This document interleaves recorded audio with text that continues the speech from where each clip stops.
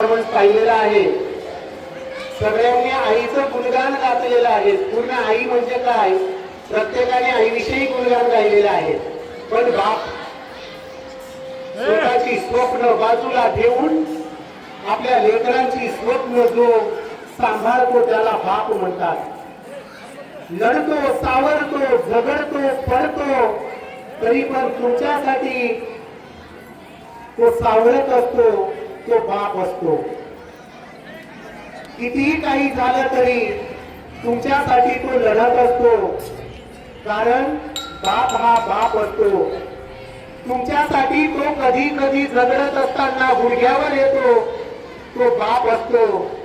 मुलींनो, ज्या वेळेस तुमच्यासाठी स्थळ पाहायचं असेल तर हाच बाप आपल्या मित्रांना विचारतो, चांगलं स्थळ पाहतो आणि आपल्या मुलीचं चांगलं व्हावं, तिचं आयुष्याचं कल्याण व्हावं, आणि म्हणून हा बाप सगळी उंबरठी झिजवत असतो फक्त आपल्या मुलीसाठी, तिला चांगलं घर भेटावं याच्यासाठी.